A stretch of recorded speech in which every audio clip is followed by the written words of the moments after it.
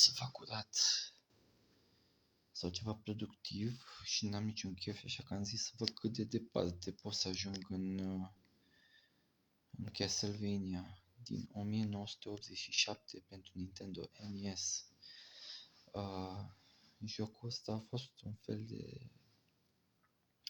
A încercat să transpună atmosfera filmelor de groază din alea clasice în format de joc video și de aia avem și o să vedem dacă ajung la și o grămadă de dușmani care sunt inspirați clar din jocuri, din filme clasice, gen Dracula, gen Frankenstein și așa mai departe, și inclusiv aici la începutul jocului arată ca o peliculă de film.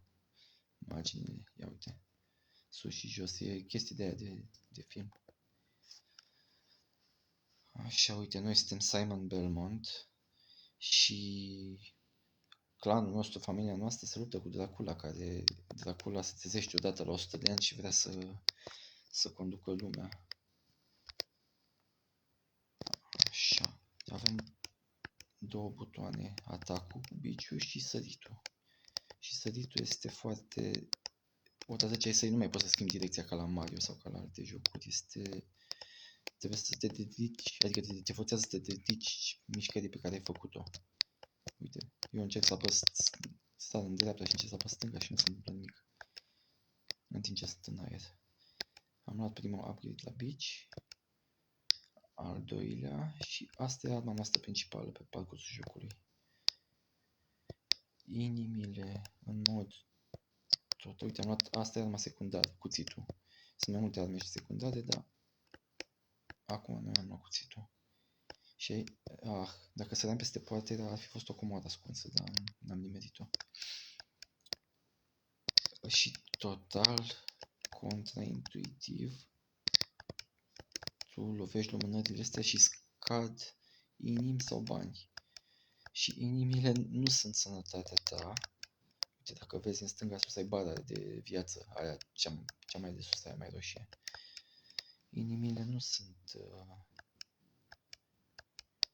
sănătatea, ci muniția pentru arma secundară. Și uite, acum am luat apa sfințită, care e cea mai bună armă secundară din joc. Fără ea nu poți să bați unii boși.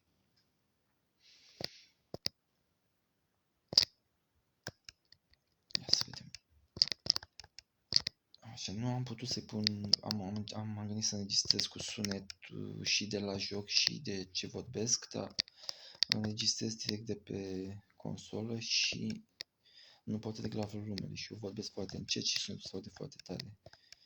Și chiar dacă îl dau mai încet din aparat, nu mă lasă. Uite, am reușit să omor pe toți fără să-mi ia din viață.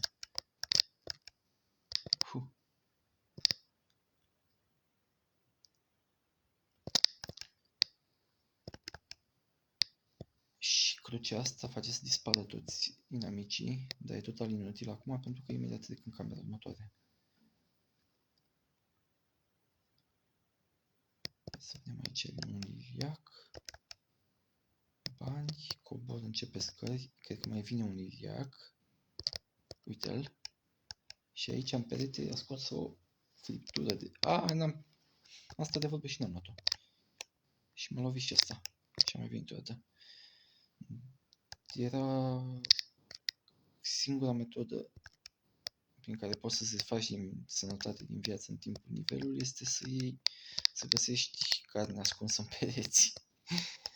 Și nu cred că mai țin minte toate locurile, dar câteva mi le amintesc. Că nu, cred că parcă nu e la fiecare nivel. Uite, aici mai e o comoară.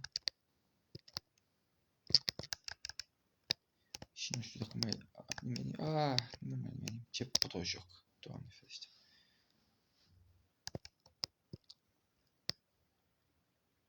Am apăsat din greșeală pe... Ca să folosești arma secundară, trebuie să apeși peste geată sus și pe butonul de atac și câteodată apăs din greșeală în timp ce urc scările.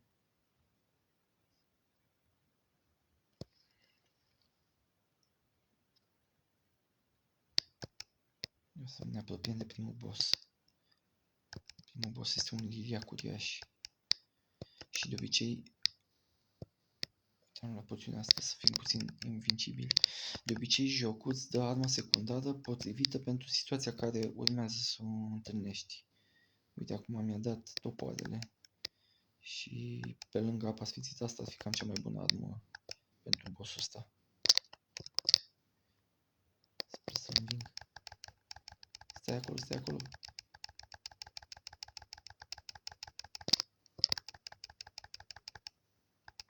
Hai măi. N-am mai jucat de mult jocul ăsta și nu mai sunt așa de îndemânatic. Hai încă... Ata!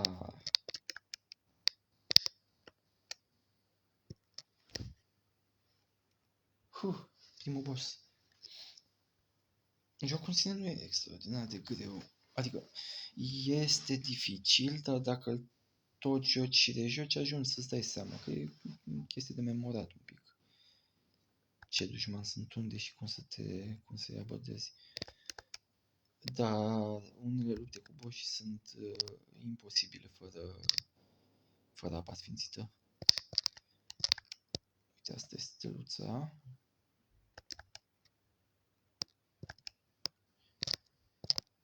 De exemplu, cred că penultimul boss e moartea cu coasă, gen, și aruncă cu coase pe toată harta jocului și trebuie să te ferești și e destul de dificil la cât de greu te mișcă personajul. Așa că trebuie să-l prinzi la început cu apa sfințită și să lovești, să nu lasă să se miște, că apa sfințită îl blochează câteva secunde, blochează dușmanii câteva secunde și le ia și din viață.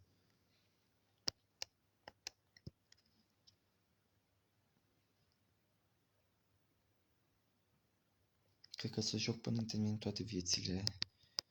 Jocul îți dă, poți să continui la infinit de la nivelul la care ai murit, da. În joc nu mai cele 2-3 vieți pe care le ai normal, fără să ți se reseteze punctajul sau altceva.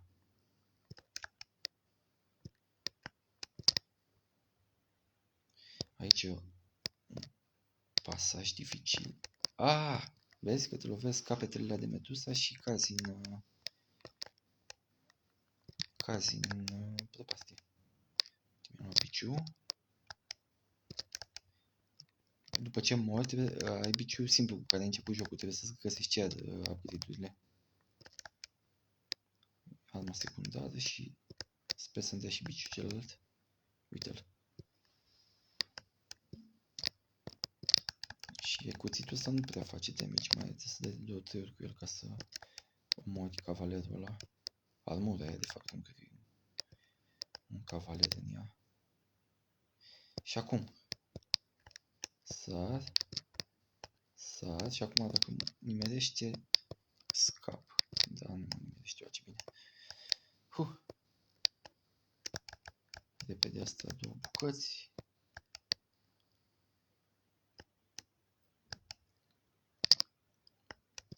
Și aici îl lovim peste 2 ori.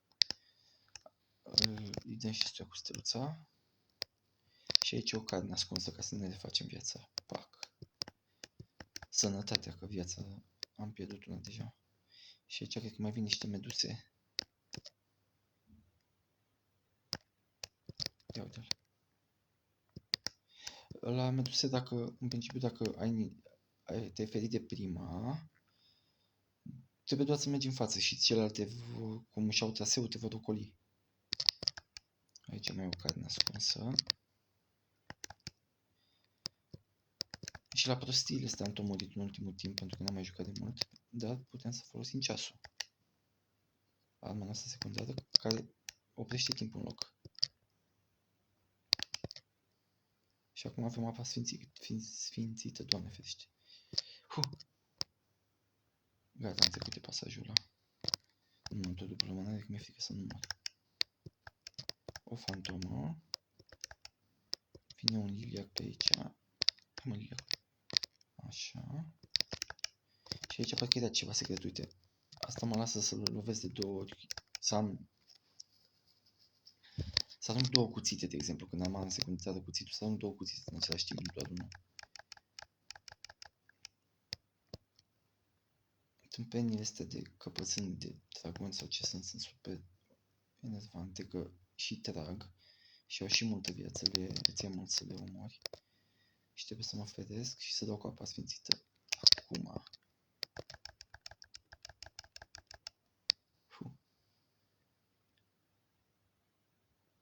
Al doilea boss nici nu mai știu care, mi se pare că este... Mumiile, s-ar putea să fie mumii. Ah, nu, Medusa. Dacă am avut căpățâni de Medusa, e Medusa, regina Medusa. Imediat ajungem la ea.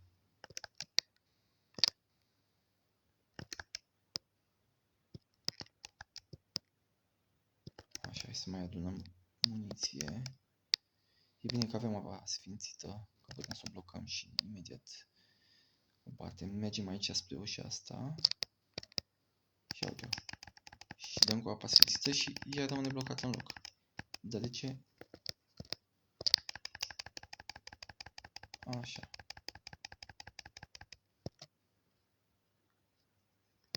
Pac, și al doilea boss. Nu înregistrez? Nu înregistrez, super. Nu mai știam sigur dacă am dat să înregistrez.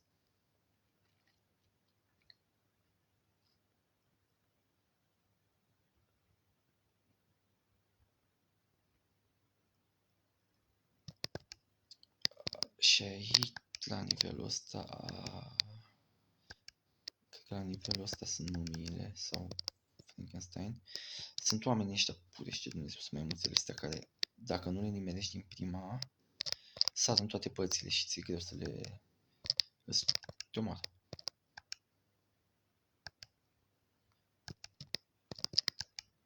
Da. Și cu asta muzica e absolut genială, chiar îmi pare rău că nu pot să înregistrez și muzică și voce în același timp. Din câte știu, a fost compusă de două doamne japoneze și nu știau, n-au colaborat între ele, au compus fiecare separat și totuși se leagă foarte bine. E coerentă, nu e, adică nu pare că ar fi... Oh, ce se întâmplă aici? Nu se simte ruptul dacă a fost compusă de oameni separați. Am căzut. Am două vieți, ok.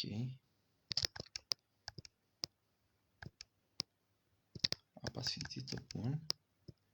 Bine, purecele.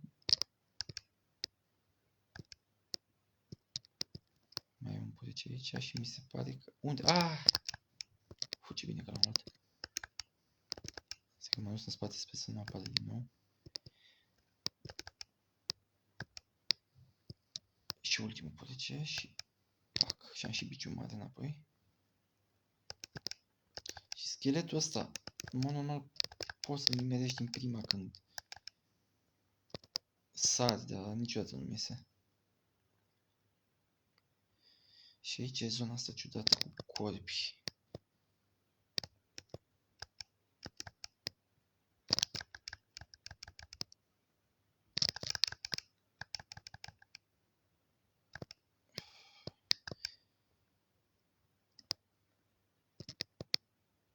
A dispărut.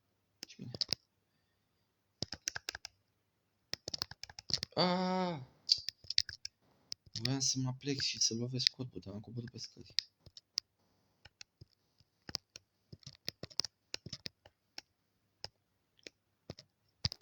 Ia dăm cu apa sfințită. Pac, bravo. Și... Asta mai bine că n-am luat-o. Era un topor, armă secundară, dar hai să ținem de apa sfințită. Că e mai bună pentru boss.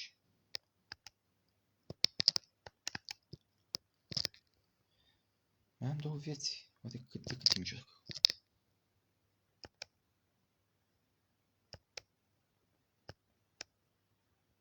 Și aici dacă mergem de pe scări, nu nimerește nimeni. Mai am eu foarte multă viață. Hei! Trebuia să țin de apa sfințită să nu iau asta. Da, uite cum ne ajută în situația asta.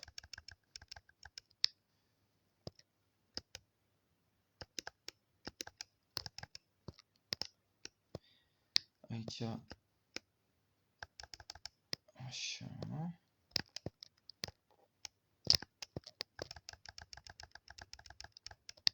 Face bine să scăpăt ăștia fără teafăr. Fără să mai îmi din viață, că am deja prea puțină. Și cred că mai avem porțiunea asta și ajungem la al treilea boss.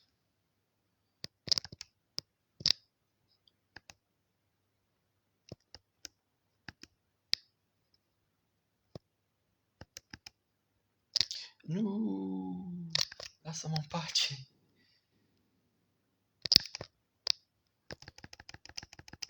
Hai că totuși a prins bine ceasul ăsta, că crește timpul.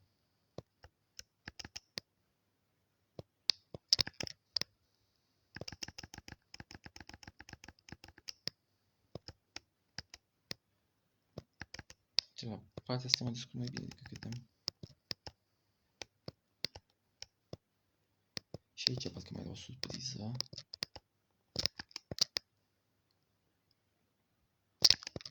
Uite, știam eu. Și mumiile! Îmi vine să dau save, dar nu dau save. Jucăm... A, ce prost! Nu trebuie să iau ăla, măi. Sănătate!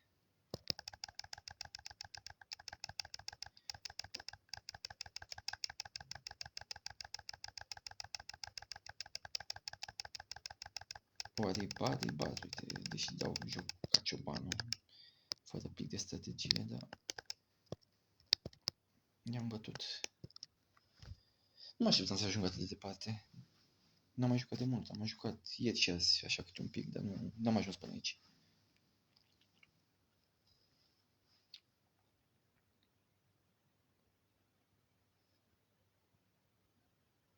Mai avem 3 nivele, dar acum devin tot mai din ce în ce mai grele și nu știu dacă o să fac față, sincer. Vedem cât de departe ajungem. Ce oribil. Acum și biciul ăsta prăpădit. Sper să le fac repede. Dacă nu, asta e.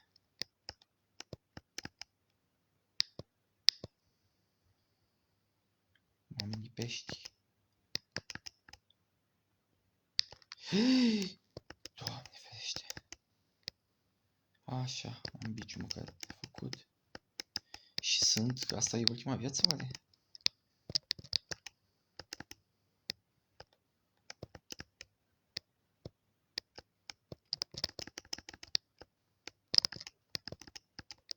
Ia sacul de bani, ia apa sfințită, Dumnezeule.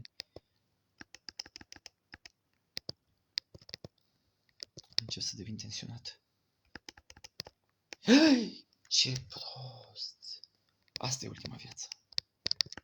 Hai, poate trecem de porțiunea asta măcar. Topoare. Sper să nu fac acum vreo gafă din asta monumentală să sar în gol ca tâmpitul sau ceva. Chiar pe final, dar...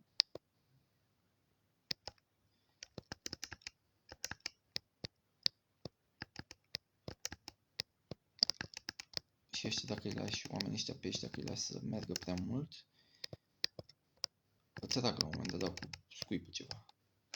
Și nu vrem nici asta. Uite, apa sfințită, ce bine. Și aici cred că trebuie să mă las în jos. Așa. Nu!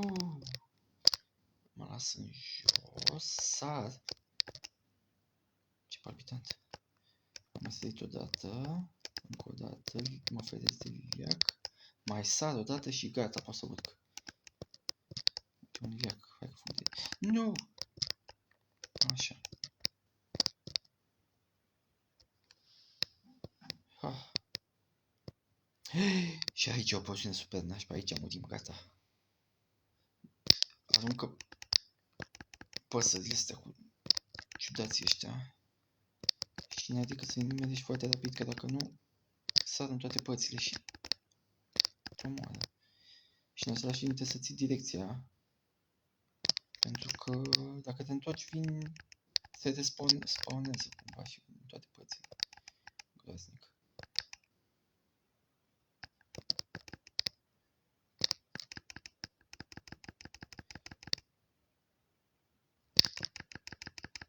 Și mi se pare că pe măsură ce avansezi în nivele, crește și cât îți iau dușmanii din viață.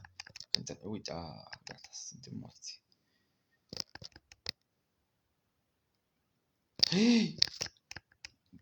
Până aici ne-a fost. Nu mai continuăm. Bine, we can find.